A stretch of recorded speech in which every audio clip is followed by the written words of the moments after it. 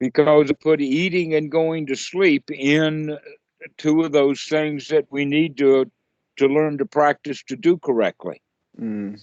And that a lot of people would think that they don't have anything to do with meditation, where in fact they've got everything to do with the practice of anapanasati.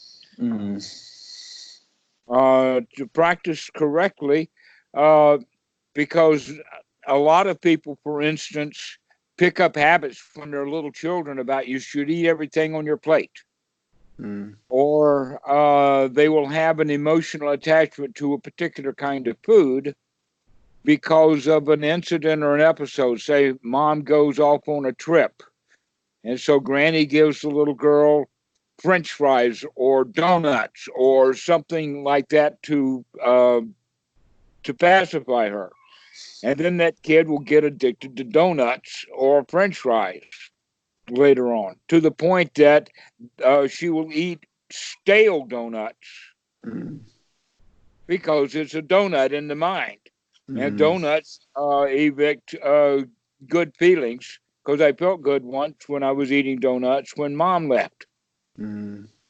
All right. So let's now take that whole quality of the slowing down of the eating, being in the moment with the chewing of the food and other things, and apply that now to going to sleep. Mm. Then, in fact, laying down and going to sleep puts us in one of the postures that the Buddha talks about. There's four postures, and that is sitting, standing, walking, and laying down. Of Mm. course, I've always got the joke, and that is that the position or the posture that Burt Reynolds was in when he was a centerfold in Cosmopolitan magazine. That's the fifth one.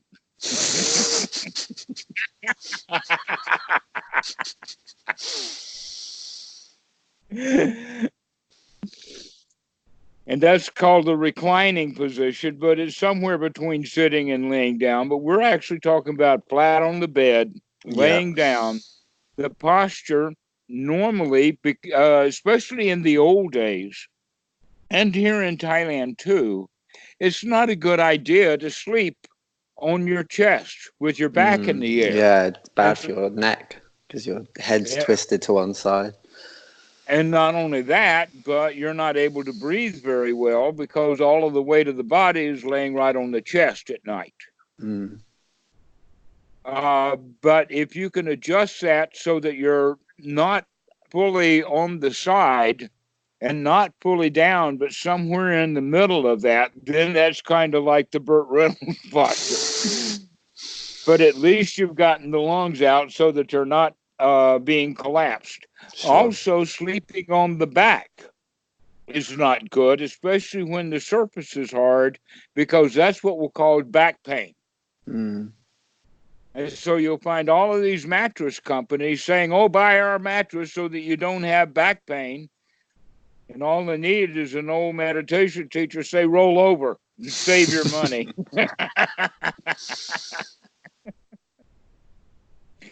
And yet, look at the way that hospital beds are built, or that Hospital beds are the reclining posture. worst. Yeah.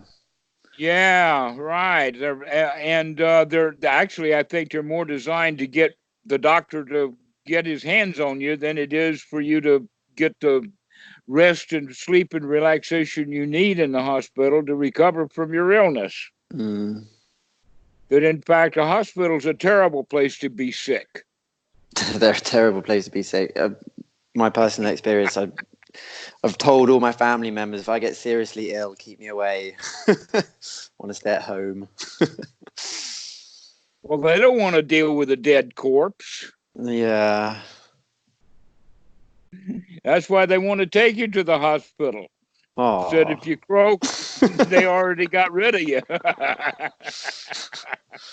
I'll have to give my And children most those meditations on corpses to do so that when the time comes they're spiritually able to right, deal with the reality of their father's death.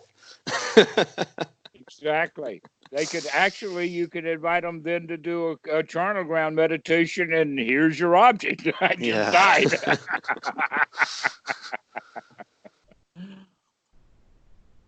But normally, the way that the Buddha would recommend is laying on one side. Now, many of the Theravada poses show laying on the right side, but there's enormous benefit of laying on the left side too. But the most important thing is for you to keep track, which side am I on? Am I on the right side, or I'm on the left side, or am I on the wrong side because I'm either on the stomach or on the back? And so we begin to track that, and we want to track it first when we lay down in the bed to go to sleep. Because, in fact, a lot of students will say, well, I've never slept that way before, and I find it a little disconcerting that I've always slept laying on my back. But you can get used to it. That, in fact, it's quite comfortable to lay on the side. And one of the ways of doing that is to bend the knees just a little bit, and then you cross the feet at the ankles. And that gives you a very stable sleeping posture, so that you actually don't need much of a pillow. All right, so now that we've got the right posture, the thing to wake up in the morning is to wake up and check your posture.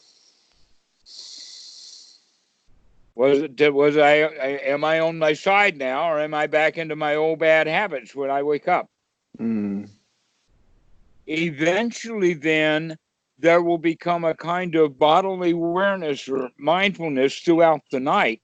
That when you've caught the body moving out of the posture that we're talking about into the old unhealthy postures, then we, without even waking up very much, just get our body into a comfortable posture. And we begin to practice that.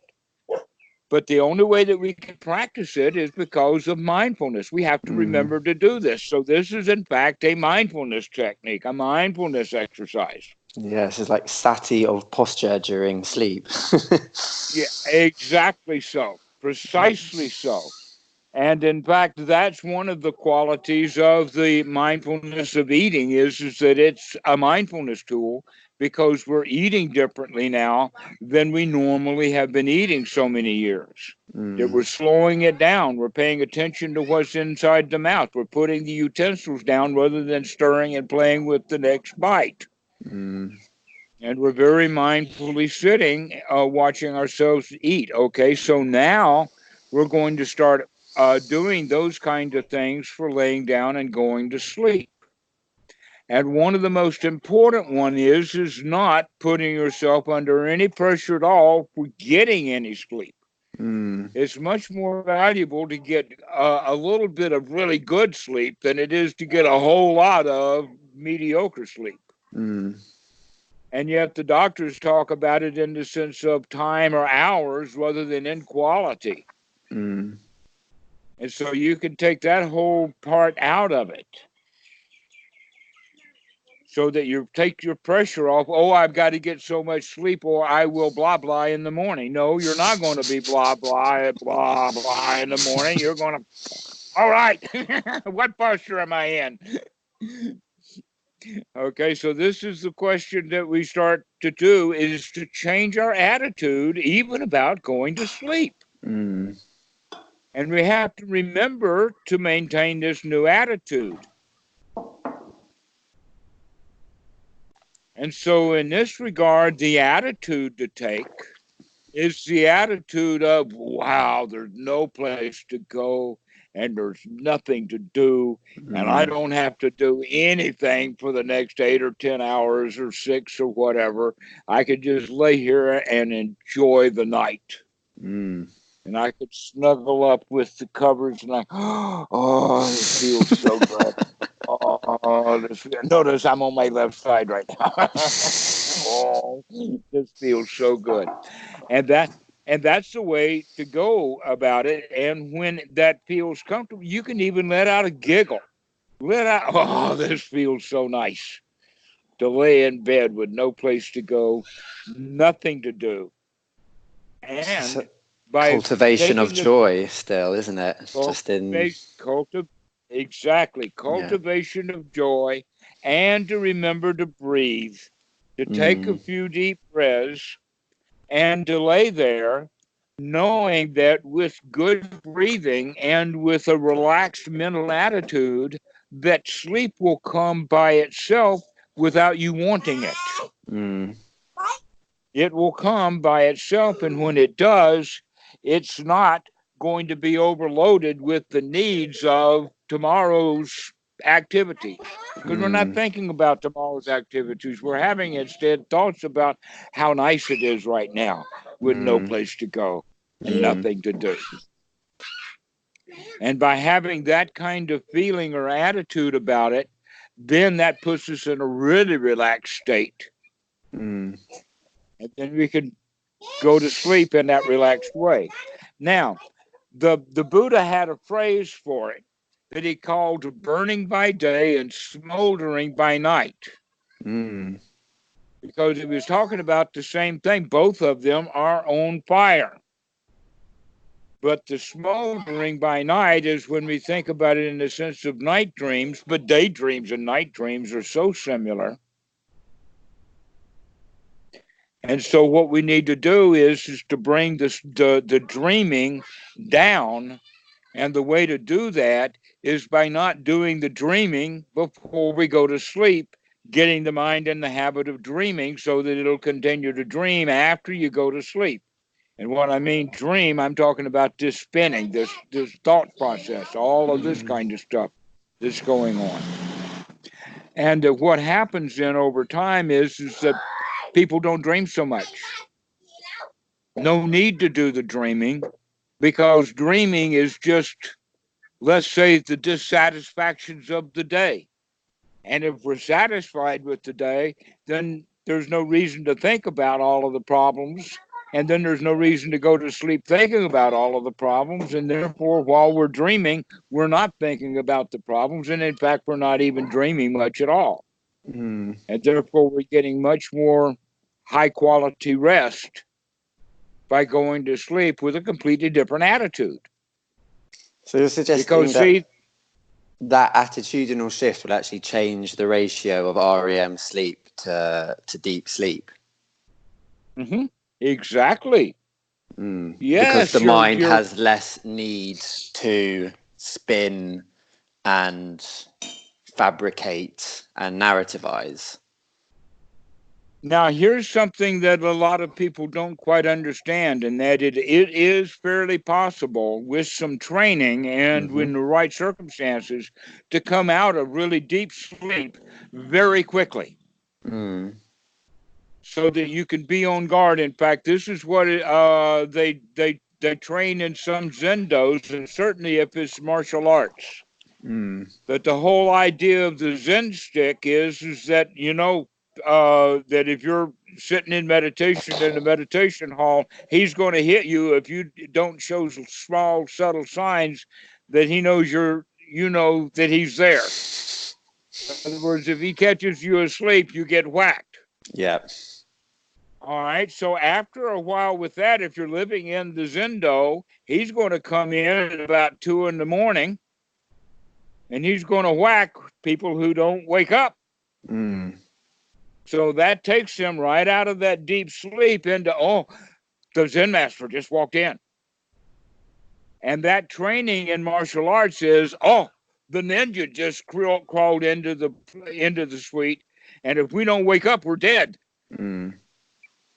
And so it's that same kind of training that we go through, but the whole quality of drowsiness and sleepiness is that people coming out of the very deep sleep don't go directly into consciousness or into full wakefulness. They go into sleep Mm. realm on the way up. An example of that is that while someone is asleep, there will be a loud noise. Mm.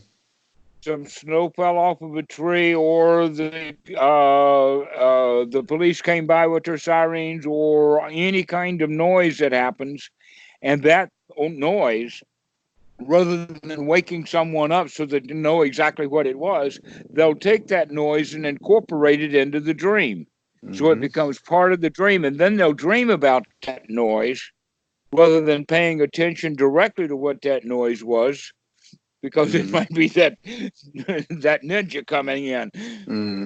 And but I'm not trying to add an element of danger. What I'm looking at is the element is, let us see what we can do to prepare our night before we go to sleep, so that we don't spend so much time in that dream state. That way, when you do have dreams, they'll be quite remarkable. You'll remember them. I mean, I'm in the habit of writing my dreams down, and over the last 2 or 3 years, there's been some really remarkable, expansive, transformative dreams, and often with full awareness of the fact that you are in the dream state.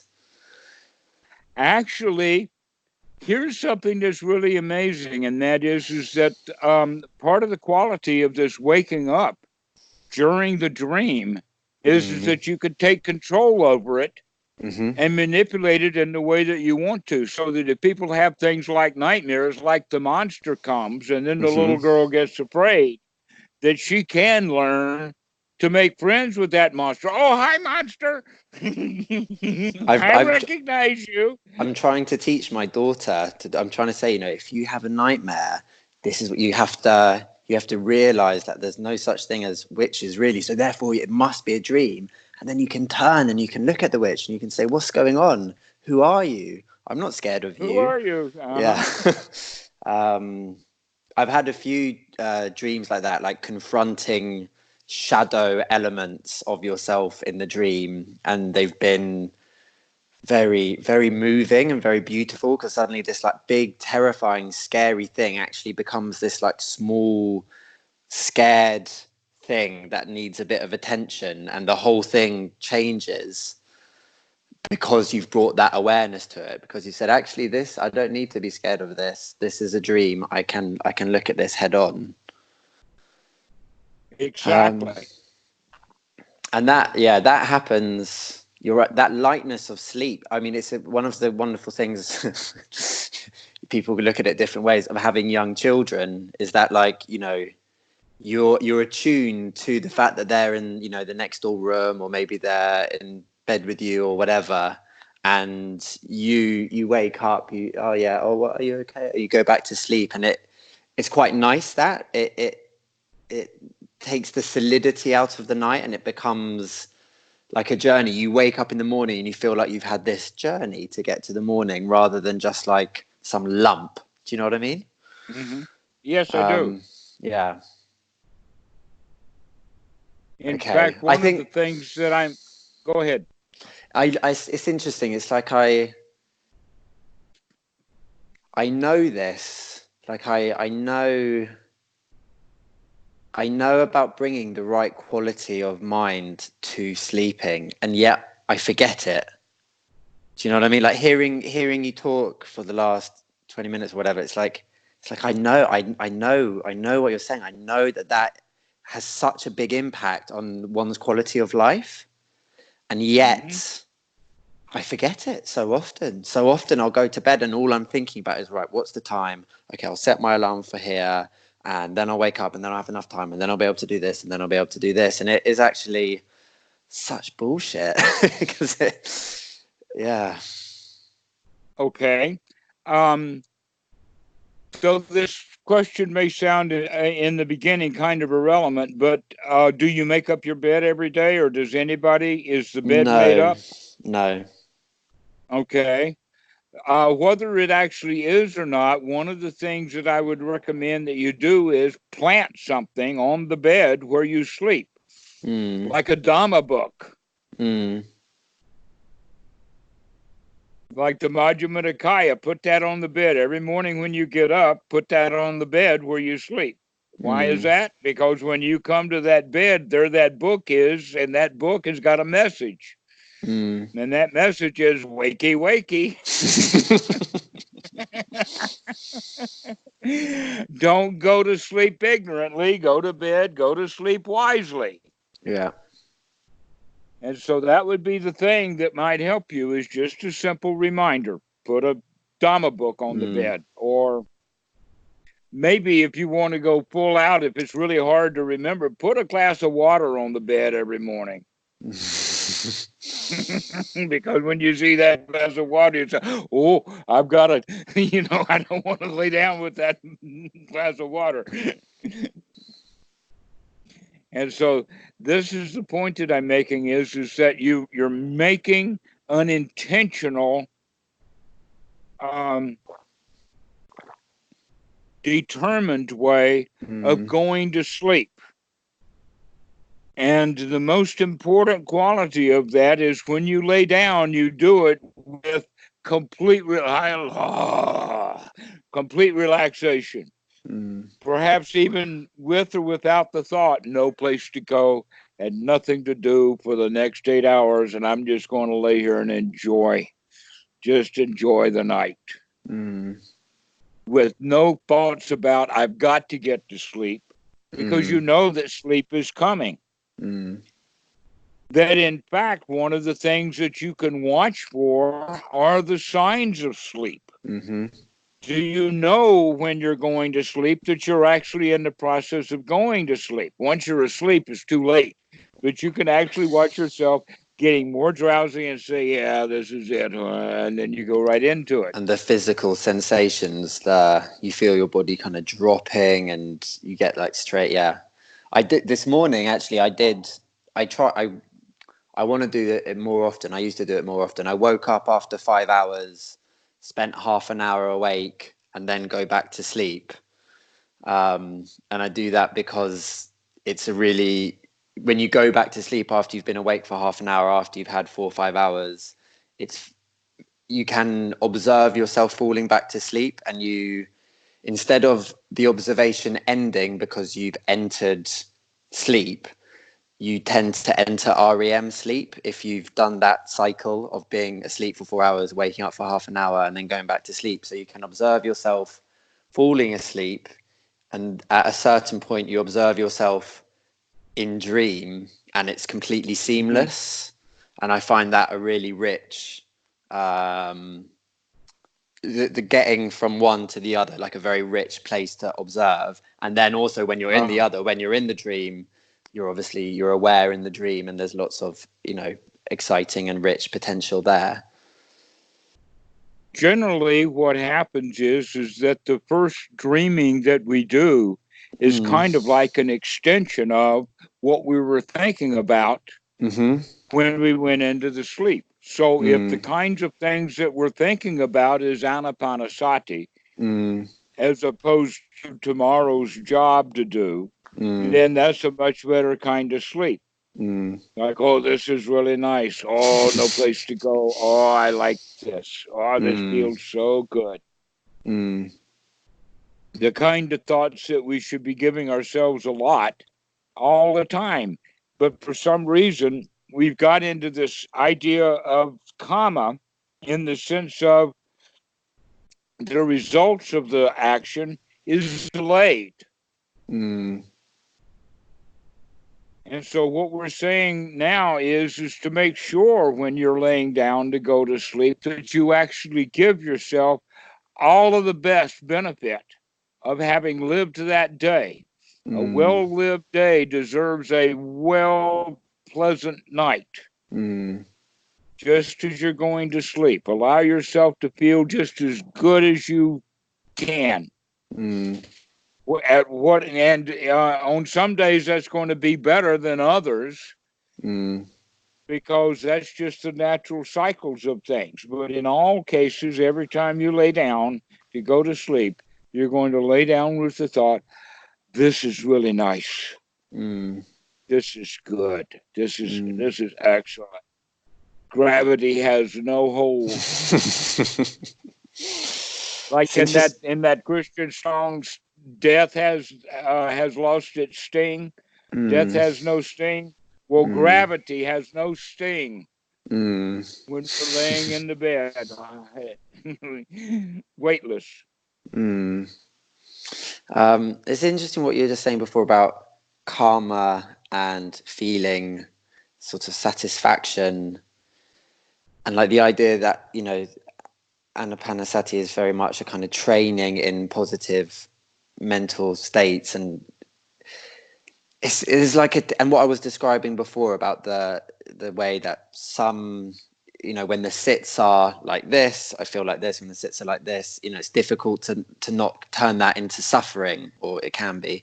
It's like there's a bit of a sort of paradox and tension, sort of, isn't there? Because on the one hand, it's like I have the responsibility to train myself to be in a state of joy, and to train myself to be in awareness, and all these things. And so when it's not there, on the one hand, you have to have equanimity towards it, because reacting in a kind of self-hating way, I can't believe it. I've got no joy this morning. How terrible of me. I've got no stability of attention. I've got no awareness. And you can almost turn. Just hindrance.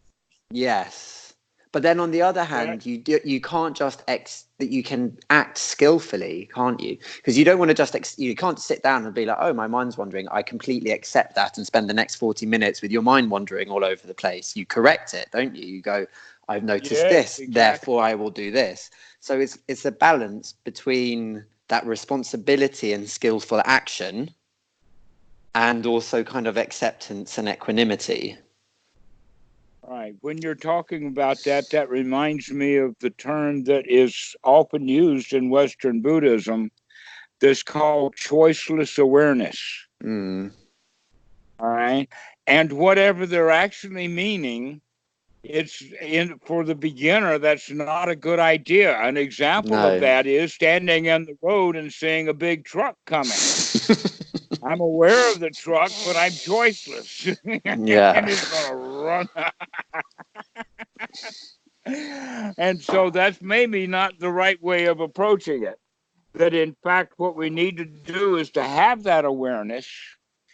I think that what they would mean by choiceless awareness means to get over your desire of wanting to make things different. Mm. But first thing is that we've got to become aware of it. And I've seen over and over again how true that statement is about it's a quote from Jesus, but he left off the third line. Ye shall know the truth, and the truth shall set you free. Mm. But that's all he said. The third line is, but first it's going to piss you off.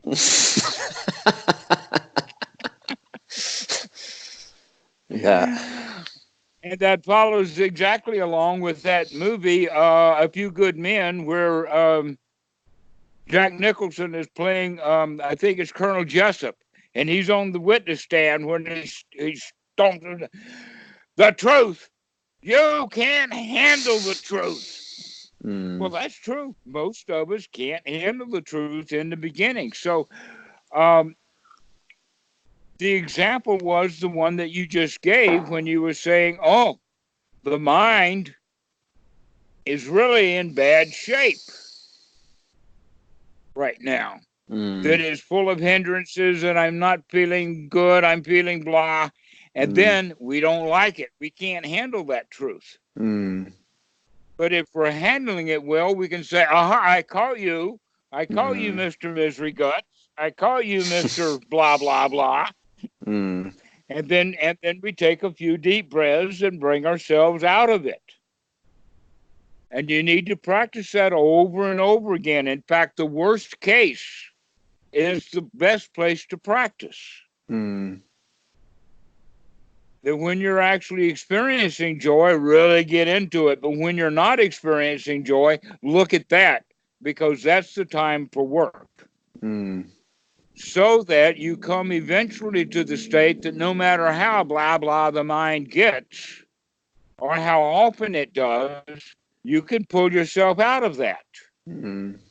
That we don't give into it. We don't go into that choiceless awareness and say, I'm in the blah, blahs right now, and I'm just going to let it happen. Oh, no.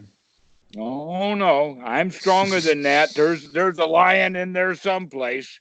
There's a winner inside of all of that victimhood. Let me take a few deep breaths. But it's an interesting balance, though, isn't it? Because you have to accept the fact that there is suffering. and then act upon it. So it's like, yeah, you have to, there's a certain level of acceptance. You're not rejecting or pretending it's not there. You're accepting that it's there, and then you're working kind of skillfully with it. That's it, isn't it? I'm not exactly sure that I would use the word acceptance. I would more recognizing in the sense of, I see you, I see you, I see all of that dullness. Yeah. That's sati. That is sati, is that I see you, the recognition of it. Because choiceless awareness, it says you're already choiceless, then what good is awareness? And so the people will normally just get dull and stay dull, and then it's hard to get into correct practice. But if you come to that understanding that the first step of the noble path, the very first knowledge that puts one on the path of the Buddha, in other words, the first step in the, they talk about it in path and fruit. So the first step on the path of Sotapan is coming to that point that's got so much confidence in it, then it says no matter how much blah blah the mind is, I can take a few deep breaths and come out of that. I do not have to stay stuck in my misery. And as soon as I see that misery, now is my job and is my opportunity to come out of that by taking a few deep breaths to gladden the mind. And part of the gladdening of the mind is to say, I see that stuff, and it is not going to run my life right now. That I'm going to come out of that. I'm going to feel better about what's going on. And the way to feel better is by gladdening the mind and taking a few deep breaths and having the attitude of, look what? I'm not a victim right now. Look what? We can do this. There is success there. And so we begin to feel that success, breathing in success and breathing out relaxation, and breathing in success and breathing out with satisfaction. And that's the way to handle those states when you get into the blah blahs. And you'd be surprised, but it doesn't last long. But if you give into it, it could last your whole life. Okay. So in terms of like how the sitting practice can relate to life in general, during the sitting practice, you get the opportunity to without any kind of distractions or anything else going on, when everything's great and we've discussed that's wonderful and we know what goes on there. But when the mind is wandering and there's dullness and you're reacting against it, that is a really excellent opportunity to recognize that there is suffering, suffering has arisen, and to start to think about measures to bring yourself out of it. Like simply that recognition, breathing, and having to do that again and again, though, because the mind might keep wandering and there still might be some dullness. Yeah. And so then eventually, this happens for kind of advanced students, is that they keep having to bring the mind back. And they say, well, wait a minute, I should already be trained. I mean, I've had already 3, 4, 5 weeks or maybe even a month of really good feelings. And now all of a sudden the blahs are back. And I resent the fact that I've got to start again. Yeah. That the blah blahs will always be there. The question is, can you see it? Can you catch it? Can you recognize it? And is it about not reacting to the causes of the suffering? So, for example, in meditation, it might be the fact that there's dullness, or it might be that there's mind wandering. Is the trick to kind of get to that little step between the fact that there's dullness and then the story of suffering, and in that in-between bit, just not let it bridge over to the suffering? Does that make sense as a question? Like to... Yes, but at the same time addressing those causes, at the same time not accepting that cause is a given that must remain. Actually, the kind of way that Ashley described it was junk thoughts. Mm. And I would say be careful of junk thoughts, because junk thoughts will take us down into bad feelings and bad thoughts. So, in fact, there are three kinds of thoughts. Mm. One is the mindful thoughts, the good thoughts, the thoughts about the Dhamma, the thoughts about how wonderful it is to snuggle up at night, the thoughts of what a wonderful world. And the world that we're talking about is not out there on Wall Street, but the wonderful world that we experience. And we get into a frame of reference that would be Zippity Doo-Dah and those kinds of songs that we have. All right. And that's not going to be maintained. Because we will forget that from time to time, and then we're going to go back into the old habits, and that there will be triggers that trigger us into the old habits. So the very, very good thoughts is one kind of thought, but then the other one would be ordinary, not really paying much attention and letting the mind wander. And then that wandering is sort of like what Ashley would refer to as junk thoughts. They don't really mean much of anything. It's just the mind just wandering around, and we're not actually placing it on something. And then the third kind of thought is actually going to be the sewer. And if you let the mind wander, guess where it's eventually going to wander into? It's going to wander into the sewer, because they're not really focused. And so you can see then that those number two thoughts are bound to circle and cycle down into suffering. And so it's better to maintain happy, wholesome thoughts that we should, let us say, mindfully and wisely attend to the things that are worth attending to. I'm quoting sutras right now. To wisely attend to, and in fact, what is it that's worth attention to? The Four Noble Truths. Not in a concept or a conceptualized way, but experiencing the Four Noble Truths, mindfully aware, paying attention to the situation. Is this suffering or is this not suffering? What is the cause of suffering? The cause of suffering is that I want something I don't have, or that I don't look something that I got to put up with, or that I don't know what's going on and I don't like that. That I want to know. I want to know. We're not willing to accept that much of the world is going to remain unavailable. That we have to come to the state that it's really marvelous to be in a state of not knowing. Now, here's the thing that's really interesting about that, and that is they say only the very, very wise, only someone who has really studied the topic is the one who knows how much he doesn't know. Yeah, Socrates. Yeah. And so you could say that, okay, he's a philosopher. And so he will come to the point of saying, well, I know all the names of all of these famous philosophers, but I don't know exactly what each one of them was teaching. And then he will come to know, well, I know where most of them are, but there's also there's some philosophers I don't even know about yet. Partly because they probably never wrote anything down. And so then you begin to recognize, oh, there's so much about philosophy, I don't have a clue. I don't know. And that's all right, because I've got enough. It's like going into a smorgasbord or a buffet. Just because all of that food's there does not mean that you have to eat it all. And in fact, it's a good analogy to look at the internet like that, as if it's just a huge smorgasbord, and you just cannot do it all. And also, not all food in that smorgasbord or in that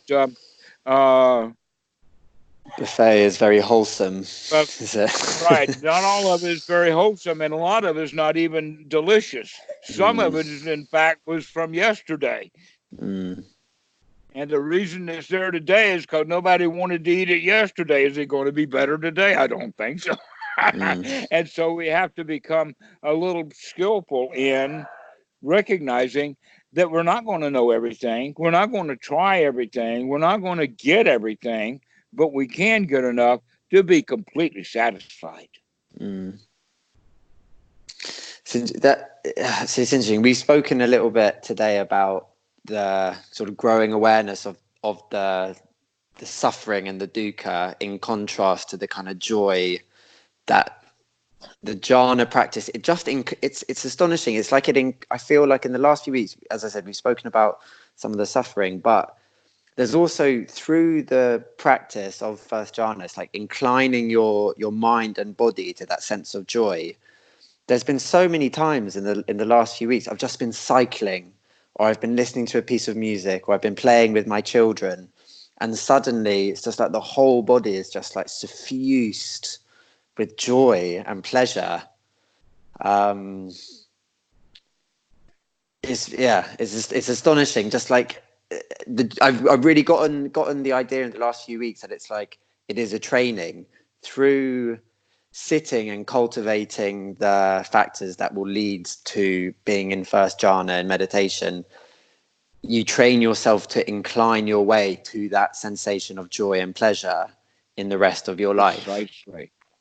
And But the main skill to be developed is sati, to remember to do that. And in fact, what you were talking about when you're playing with the kids or listening to that music, sati is the first thing that happened, and immediately you explode into joy. That's because at that particular time, the effort is effortless. It's actually energetic. That what you were practicing on a right effort and actually doing now is more like a spring loaded, and it pushes you. It's effortless, and it just sweeps you right into joy. And that's a good way of looking at it, so that you can practice that and become familiar with the fact that it will arise. All you have to do is think about it, or to remember, and here it comes. I feel like today's almost been really helpful though, because you've given me the tools to kind of tap into that joy and train in that. And then in the last few weeks, the gulf between that and the dukkha has emerged, and I've been a bit unsure about that. You know, I've been less confident with how to practice when it's down here. And I feel like today you've given me some really helpful ways of thinking about that. And you've reminded me to have the right vibe about sleeping. Great. Okay. Well, let's go ahead and finish up now. Do you have any final questions or anything? No. I feel like you've given me a lot there to practice. Excellent. Yeah. All right. Dhammarato, we'll as ever. Practice thank you very much. Take care. Practice well. Enjoy. I will. May you be fearless. Thank you.